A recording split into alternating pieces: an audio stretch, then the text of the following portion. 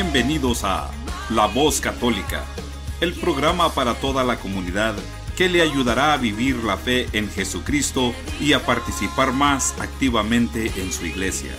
Y ahora con ustedes, Blanca Prim y el Padre John Mario García.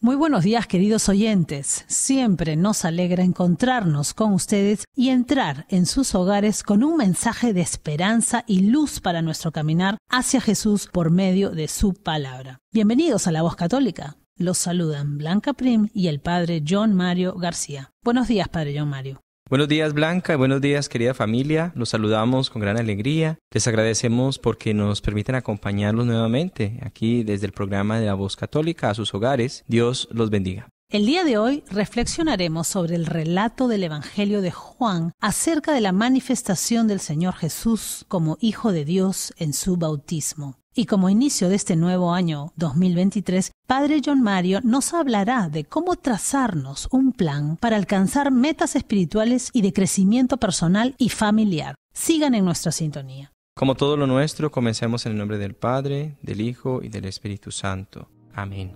Querido Dios, que un día estuviste presente en el río Jordán cuando tu Hijo fue bautizado. Te damos gracias porque un día también nosotros fuimos bautizados y recibimos el agua de la vida. Aquel día nos hiciste hijos tuyos y herederos de tu reino. Aquel día nos acogiste como miembros de la iglesia. Ella también en nuestra casa, nuestra escuela de la vida. Ese día de nuestro bautismo nos diste una gran familia, todos los hermanos y hermanas cristianas. Nos enseñaste a pronunciar con más sentido palabras como Padre, hermano, vida, luz, gracia, amor y perdón. Aquel día borraste nuestros pecados y nos invitaste a ser buenos siempre. Aquel día tú también ganaste un nuevo hijo y a mí me diste permiso para llamarte Padre. Tú eres mi Padre y te doy gracias por lo que has hecho en mi vida. En este día del bautismo me alumbraste la vida, quitaste de mí toda tiniebla y me entregaste a tu Hijo y al Espíritu Santo. Gracias, Padre. Amén. Queridos hermanos, en el día de hoy vamos a contemplar el Evangelio de San Juan, capítulo 1, versículo 29 al 34. En aquel tiempo, al ver Juan a Jesús que venía hacia él, exclamó: Este es el Cordero de Dios que quita el pecado del mundo. Este es aquel de quien yo dije: Tras de mí viene un hombre que está por delante de mí, porque existía antes que yo. Yo no lo conocía, pero he salido a bautizar con agua para que sea manifestado a Israel. Y Juan dio testimonio diciendo: He contemplado el Espíritu que bajaba del cielo como una paloma y se posó sobre él. Yo no lo conocía, pero el que me envió a bautizar con agua me dijo: Aquel sobre quien veas bajar el Espíritu y posarse sobre él, ese es el que bautiza con Espíritu Santo. Yo le he visto y he dado testimonio de que este es el Hijo de Dios. Palabra del Señor. Gloria a ti, Señor Jesús. Queridos hermanos, la figura de Jesús ha quedado impresa en múltiples imágenes que nosotros conocemos dentro de los santos evangelios, las que configuran especialmente a Jesús, y de los personajes que más escuchamos que lo hablan de él y que lo presentan a la comunidad del pueblo de Israel es el personaje de Juan, porque este trae consigo el Espíritu, es portador de este Espíritu. Esto que hace Juan es como una pequeña antesala a lo que va a venir pronto, pero todo lo que encontramos en las Sagradas Escrituras es muy importante porque nos muestran de una manera especial cómo Jesucristo se va acercando a la humanidad y lo que tiene que enseñar. El Evangelio de San Juan nos pretende introducir en un exigente camino de fe que nos afronte cara a cara con lo que va a ser la eternidad. Mientras Juan era un poco más radical, Jesús empieza a enseñar una doctrina del perdón y del amor. Por eso Juan está hablando sobre el personaje que se acerca, que es Jesús. Y es que Jesús en su cercanía permite a que Juan empiece a pensar y reflexionar que en él había también algo diferente acerca de la mentalidad del mesianismo o del Mesías que se esperaba. Por eso mismo se nos hace tan familiar esto que hemos escuchado en el Evangelio. Y por eso en este día especial Jesucristo se manifiesta como aquel que quiere tomar consigo el pecado de la humanidad, la que quiere tomar consigo todo lo que la humanidad misma es, incluso en el bautismo, para desde allí también santificarla y salvarla. Démosle gracias al Señor en este día especial por habernos regalado el don del bautismo en nuestras vidas.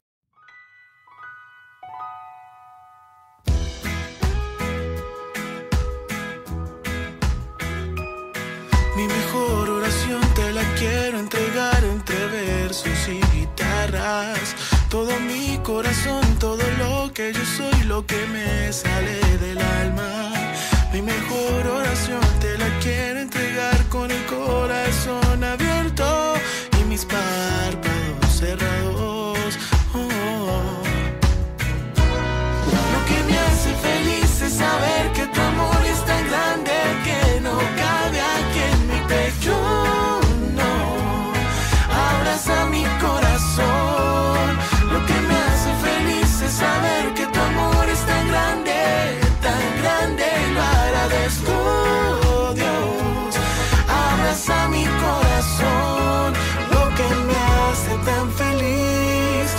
sentir tu bendición, tu lluvia en mí.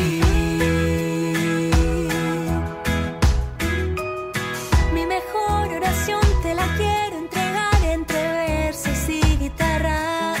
Todo mi corazón, todo lo que yo soy, lo que me sale del alma. Mi mejor oración te la quiero entregar con el corazón abierto y mis párpados cerrados. Lo que me hace feliz es saber que tu amor es tan grande que no cabe aquí en mi pecho. No, abraza mi corazón. Lo que me hace feliz es saber que tu amor es tan grande, y lo agradezco, Dios. Abraza mi corazón. Lo que me hace tan feliz es sentir tu bendición, tu lluvia en mí.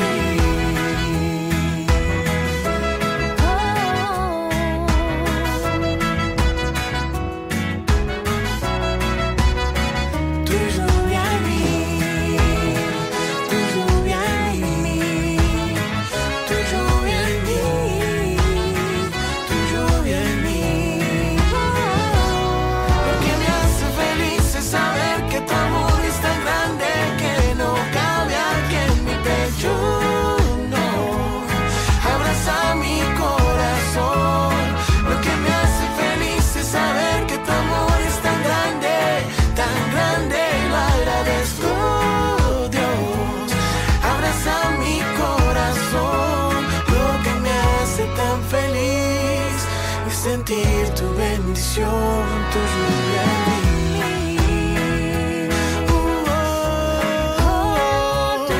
Lo que me hace tan feliz es sentir tu bendición, tu lluvia en mí.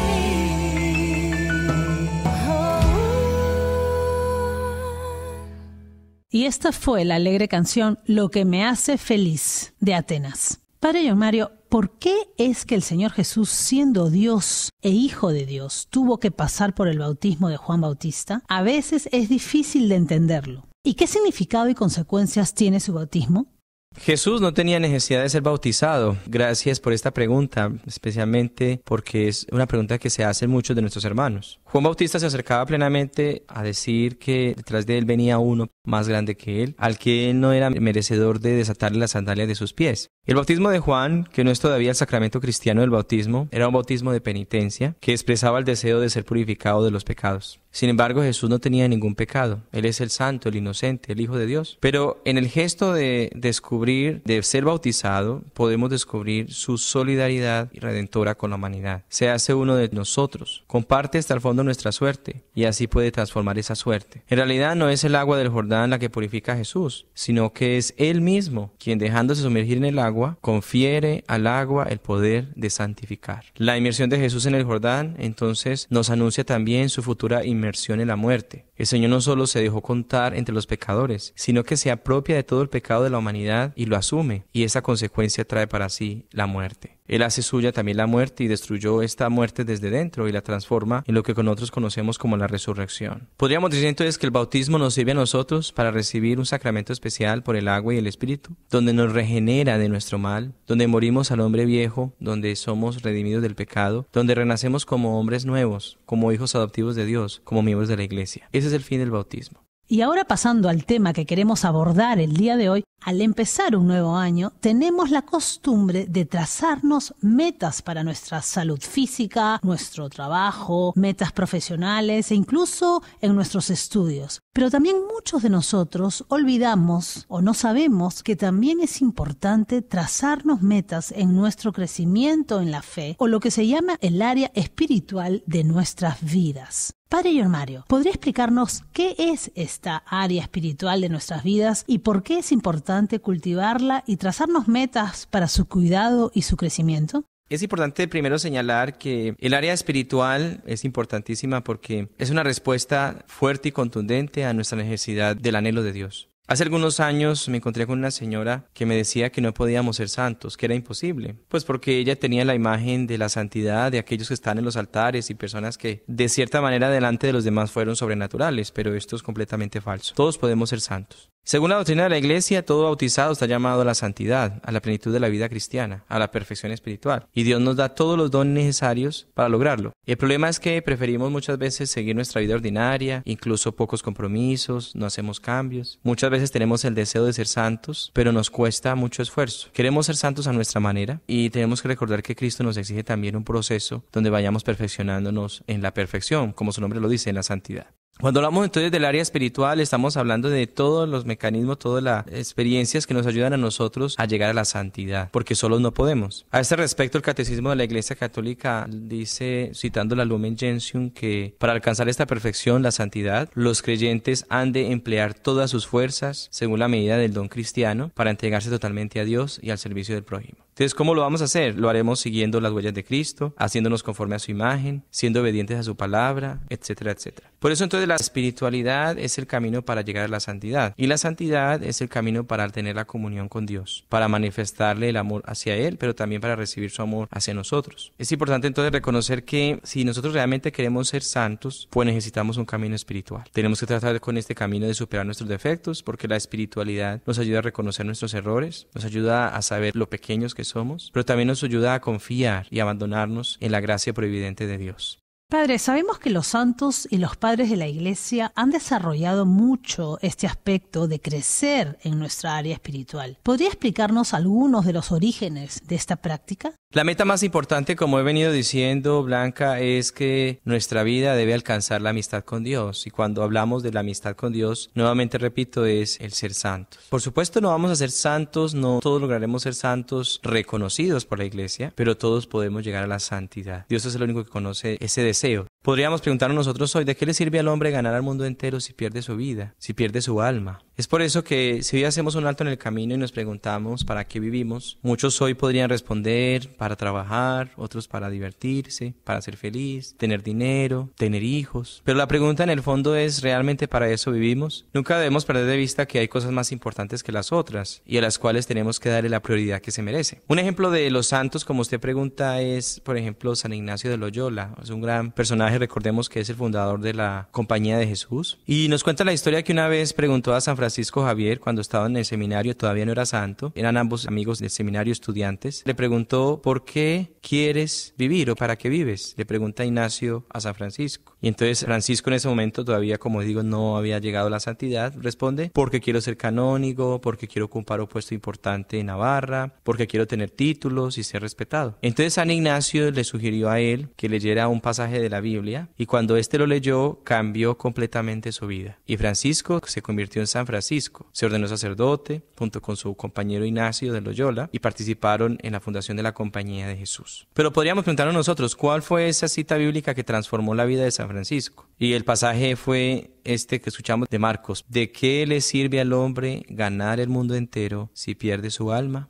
Preguntémonos hoy, hermanos, cuántas personas pasan por el mundo como si no pasaran por él. Su vida es estéril, sin sentido, pasan sin dejar huella, viven como si no vivieran, están cansados, sin entusiasmo, sin ganas, y se dan cuenta de que por encima de todo, al final de su vida, estuvo Dios. Pero ¿cuántas veces queremos construir también castillos en la tierra, casas, pero se nos olvida de edificar también nuestra casa celestial, nuestro futuro? Esto era bien fuerte dentro de la teología de Santo Tomás, cuando decía que el mundo y el hombre atestiguan de que no tienen ellos mismos ni su primer principio ni su fin último, sino que participan de aquel que es el ser en sí, su origen y su fin. Santo Tomás solía decir de los anhelos que tenemos los hombres de llegar a Dios. Y nos damos cuenta que para que nuestra vida tenga sentido y alcance la plenitud, debemos siempre estar de cara a Dios, cara a cara con Él. Y es por eso es importante el camino de la espiritualidad que muchos santos nos enseñaron. Cada uno a su manera, según su modo de vivir, según su carisma, desarrolló una espiritualidad propia que nos muestra como el camino para llegar. La espiritualidad en esta manera de la santidad es como si nosotros fuéramos por un camino, encontráramos varios caminos, pero finalmente todos los caminos nos llevan a un mismo lugar. O como se dice de la famosa Roma, ¿no? Todos los caminos conducen a Roma. Es decir, todas las espiritualidades y carismas de los santos de la iglesia son de diversas formas, de diferentes maneras, pero nos llevan a un mismo lugar. Es decir, a encontrarnos cara a cara con Dios. Si al final de nuestra vida no hemos alcanzado esta meta, todo lo que hayamos hecho seguramente habrá sido en vano. Y seguramente Dios nos dirá: necio, esta misma noche te reclamarán tu alma. Tienes que prepararte y tenemos que prepararnos, y para eso es que tenemos la espiritualidad. Es interesante, por ejemplo, también pensar cómo muchos católicos actualmente viven como si no lo fueran. Una vez preguntaba a un católico, pues, ¿por qué si es católico? Y dijo, sí, pero algunas veces voy a misa, algunas veces hago obras de caridad, no estoy tan convencido, tengo dudas, critico al Papa, no me confieso con otros sacerdotes sino directamente con Dios, porque ellos son pecadores, etcétera, etcétera. Y entonces finalmente la pregunta es, ¿acaso realmente eso es ser católico? No estás involucrado ni te has metido de lleno a tu propia espiritualidad. Y estas actitudes denotan una carencia de vida espiritual, por lo que debemos replantearnos seriamente si realmente estamos en el lugar adecuado o si estamos en el lugar equivocado. Que la iglesia nos ayude, y especialmente este día, pues esta reflexión nos ayude para fortalecer nuestra vida espiritual.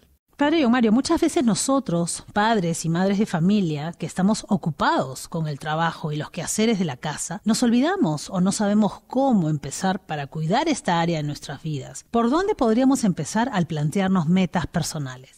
Primero, como padres de familia, como usted lo dice en la pregunta, que a veces están ocupados en tantos quehaceres, pues en primer lugar necesita reconocer como padres de familia que es necesaria la espiritualidad. Una familia sin espiritualidad es una familia seca, árida, sin horizonte hacia Dios. Por ejemplo, tenemos que reconocer y tener claro, el primer paso que debemos dar como familia es tener claro qué es la espiritualidad, tener claridad en lo que esto significa, sobre la santidad, hablarle a la familia de los hijos de la oración, que los hijos nos vean orando, que nos vean participando de los sacramentos, que podamos hacerlo con amor, que hagamos ejercicio de las virtudes y obras de caridad. Cuando esto sucede en nuestra vida familiar, la espiritualidad tiene mucha más fuerza y empieza a impregnar también la vida de los hijos. Si los hijos ven que los padres hacen obras de caridad, o son caritativos, o son personas de Dios, de oración, que se ponen todos los días en marcha hacia el Señor, dan su bendición, hacen su santo rosario, pues esto va a empezar a impregnar la vida familiar de la espiritualidad. En segundo lugar, también los padres de familia necesitan investigar, porque hay que hacerlo, las diferentes opciones de vivir una espiritualidad. Ustedes han escuchado, por ejemplo, muchas maneras: la espiritualidad ignaciana, la espiritualidad franciscana, la espiritualidad de la iglesia, la espiritualidad de, por ejemplo, algún fundador de alguna congregación, etcétera, etcétera. Pero cuando los padres de familia conocen bien los diferentes tipos de espiritualidad, tienen también muchas opciones para ofrecerles a sus hijos. Es interesante, por ejemplo, cuando llegan los días de los santos, que los padres hablen a sus hijos de los santos, de cuántos santos existen y la manera como vivieron su vida con Dios. O cuando celebramos el 31 de octubre, el día de Halloween, pues sea el día en que nosotros podamos hablarles a ellos de los santos que se han ido de este mundo a la eternidad y que conozcan las espiritualidades que estos santos vivieron. Por eso, cuando hablamos de esto, la meta principal en la que se debe trazar la familia es la santidad. Es el segundo punto. Y el tercer punto, como me hacen la pregunta, ¿qué cosas concretas podemos hacer o qué metas?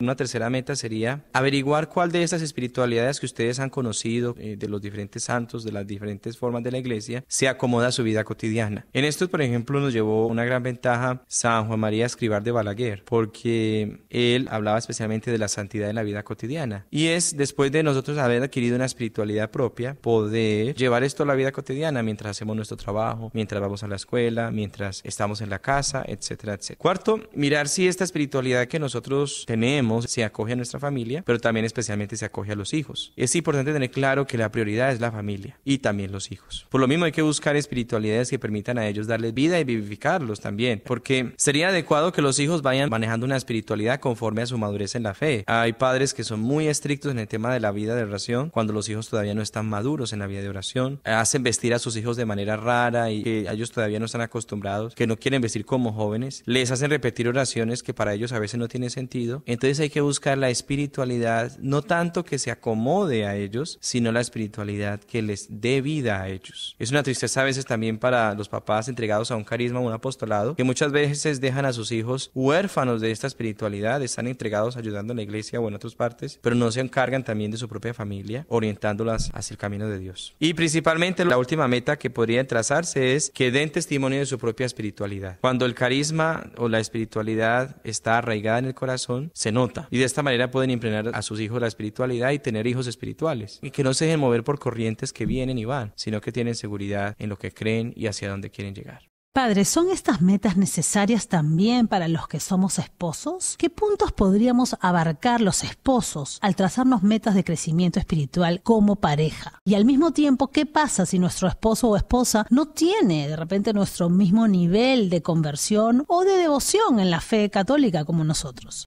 Gracias. Sí, esta es una pregunta bien interesante que podría llevarse mucho más tiempo, ¿no? Incluso podría hablarse de esto en otro programa. Pero la espiritualidad nos permite tomar conciencia de nuestra intrínseca relación con Dios y de la necesidad que tenemos de Él. Ahora bien, por esa misma esencia y origen, nosotros sabemos que Dios es amor y nosotros nos hemos unido en amor a otra persona. Estoy hablando en el tema de los casados. Los sacerdotes también nos hemos unido a la realidad espiritual de Dios en el amor. Por tanto, cuando hablamos entonces de esta razón que los une, la meta de sus vidas como pareja debe ser optar por Dios, que es el amor en sí mismo, que es lo que ellos reflejan, porque el amor viene de Dios, como dice San Juan, y a Él ha de volver. En primer lugar, la meta, como hablando en tema de las preguntas, especialmente de una pareja, es recordar su compromiso el día de su matrimonio de ser para el mundo signo visible del amor de Dios. Es más importante también, continuando con esto, que aquellos que tienen el sacramento de matrimonio han sido consagrados a esta dignidad de estado para algo más, para que al amarse en sí mismos, su misma vida sea una oración, una ofrenda agradable a Dios, porque es un amor real, es el amor verdadero. Esa es la segunda meta que podría trazarse en la vida familiar, ¿no? Es que el amor que se tienen sea un amor que tienda al amor verdadero. Y solamente para descubrir el amor de verdad, pues necesitamos estar aferrados a Dios. Es importante también esto porque cada vez la vida matrimonial tiene más pruebas. Parejas se entregan con amor generoso en el día del altar, disponen su corazón, incluso cooperan con Dios en la acción creadora teniendo hijos, dan su ofrenda a la iglesia, pero muchas veces todo lo que han hecho está bien, es hermoso, pero su propia vida deja de ser ofrenda para Dios. ¿Por qué? Se acaba la experiencia del amor misericordioso. ¿Qué pasa cuando dentro de la pareja hay uno de los dos, uno más espiritual que el otro? A veces, por ejemplo, hay parejas que las consume la rutina, la convivencia, y se olvidan de que esto que está viviendo la vida de la pareja se tiene que traducir de manera diferente y trabajarlo de manera diferente. Si hay uno de los dos que es un poco más espiritual, el que es más espiritual tiene que acompañar al otro a crecer en su fe. Por eso es el soporte, el apoyo, el bastón. Pero el otro no puede convertirse en un obstáculo para que el que tiene una vida espiritual más desarrollada no pueda avanzar. Por supuesto, los dos, por ser esposos, pues tienen que continuar juntos. Es importante, especialmente, que para crecer en su vida espiritual participen de la Santa Misa, de la Eucaristía, aprendan a pedirse perdón en la casa cuando sucede algo, escuchen frecuentemente la palabra de Dios, las Sagradas Escrituras, pero que también la lean juntos, que oren juntos en su hogar antes de acostarse, al bendecir los alimentos, pero principalmente que juntos reciban el cuerpo y la sangre de nuestro Señor. Eso es supremamente importante en la vida espiritual de la pareja. Alimentados de Cristo, se van a alimentar también del amor que viene de Él. Sin Cristo, el amor empieza a perder sentido, el amor de verdad, y el amor empieza a centralizarse en objetos, en cosas, en superficialidades, incluso en pasiones innecesarias. Ahora nuestro deber, pues, es ser el santuario donde se siga reconociendo y sirviendo el rostro de Dios, de tal manera que el cónyuge encuentre en nosotros también esa experiencia del amor de Dios. El cónyuge tiene que convertirse para el otro en un pequeño santuario donde puede acercarse y encontrar la presencia de Dios. Esto es un reto grande para la vida de la pareja. Y lo mismo para los sacerdotes, que hemos hecho también de cierta manera un compromiso con Dios, digamos a nivel matrimonial, en el sentido de que nosotros también tenemos que convertirnos en santuarios donde se siga reconociendo y sirviendo en el rostro de Dios, a Cristo.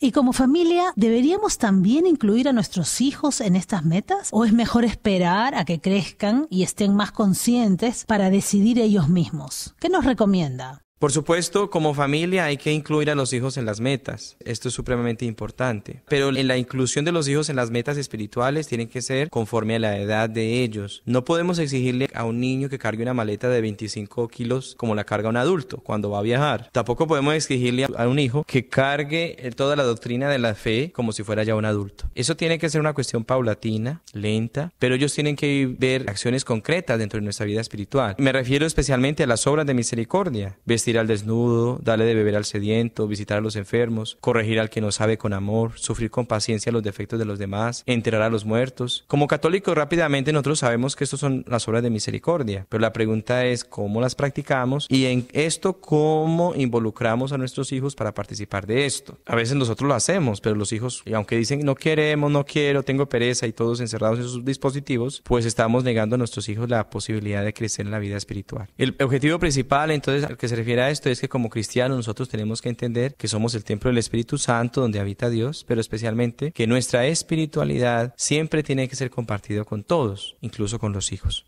Finalmente, Padre, ¿cuáles serían los puntos a considerar en esta planificación de metas espirituales, tanto a nivel personal, a nivel de pareja y a nivel de familia? Gracias también por esta pregunta. Por supuesto, uno tiene que trazarse metas y planificar, ¿no? Especialmente, por ejemplo, en este tiempo que está comenzando el año. Muchos hacemos planes o se hacen planes, pero muy pocos cumplen los planes que se hacen. Y es importante también que en la vida espiritual se tracen metas, planes, pero que se lleven a cabo por encima de la pereza o del desgano, o como dicen los mexicanos, de la desidia. Pero para hacer un programa bien de la vida espiritual, primero, entonces tenemos que saber qué es esto de la espiritualidad. Es bien concreto, una conciencia necesaria, importante de que necesitamos una vida espiritual, de que nosotros no somos capaces con nuestras propias fuerzas de acceder a Dios, y por eso necesitamos un camino espiritual. Solos no podemos. Conocemos el testimonio de muchas personas que han intentado solas llegar a Dios o al conocimiento de sí mismos, y sin pasar por una experiencia espiritual no lo han conseguido. Por lo mínimo, muchos han tenido que ponerse a meditar, a reflexionar, a orar. Por eso hay que ser realistas con esto. Un plan bien objetivo para nuestra vida espiritual, en primer lugar, es llevar una vida de gracia, reconocer que somos pecadores y guardar ese estado de gracia confesándose, comulgar yendo a la misa diaria, la dirección espiritual periódica con su propio director espiritual, la meditación y reflexión evangélica de los evangelios, o puede hacerlo por escrito, hacer un balance de las cosas que ha hecho en el día y también las cosas principalmente al final del día, hacer su examen de conciencia sobre las cosas malas que también ha hecho y pedir perdón. Fidelidad 100% a los compromisos que tiene espirituales, apostólicos y con su pareja.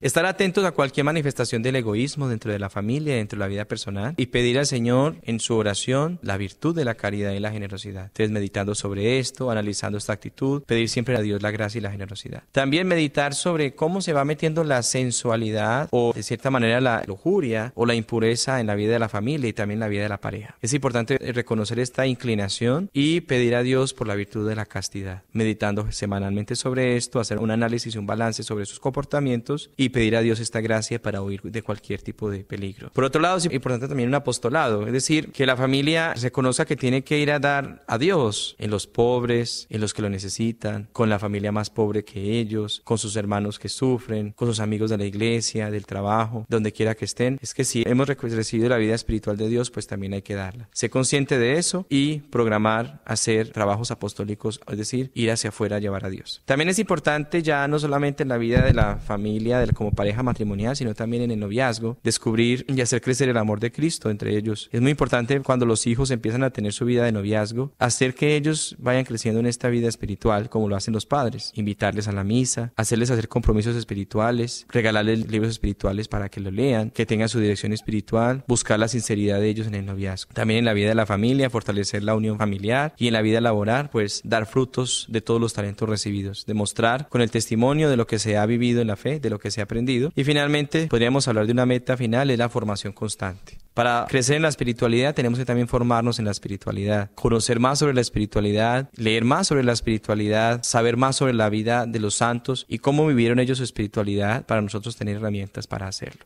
Muchas gracias, Padre John Mario, por su guía en este tema. Para más información, visite nuestra página de Facebook, La Cosecha DOK, y denle me gusta. Así muchos se enterarán de nuestras actividades y noticias en la diócesis de Knoxville. No se olvide de suscribirse a nuestro canal de YouTube. Búsquenos como Diócesis de Knoxville, donde podrá escuchar este y todos nuestros programas anteriores. Gracias por escucharnos el día de hoy. Los esperamos el próximo domingo en La Voz Católica. Bueno, muchas gracias a todos. Gracias hoy por estar acompañándonos en el programa. Gracias, Blanca, porque siempre diriges con estas preguntas y nos ayuda en el crecimiento de nuestra fe. Pidámosle al Señor que especialmente en este día que nos ayude a amar y a reconocer la importancia de la vida espiritual, y por eso hemos sido bautizados, y pidámosle que nos regale su bendición en nombre del Padre, del Hijo y del Espíritu Santo. Amén. Y que su bendición descienda sobre todos y nuestras familias. Nos vemos en la misa. Feliz domingo para todos.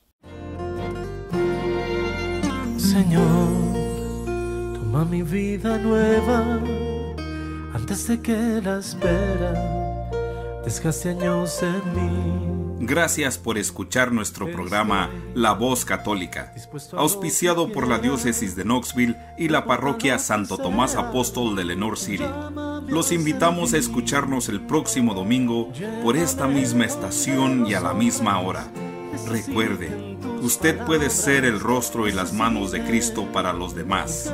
Hasta pronto y que Dios lo bendiga. Donde falte la la esperanza, donde falte la alegría, simplemente por no saber de ti.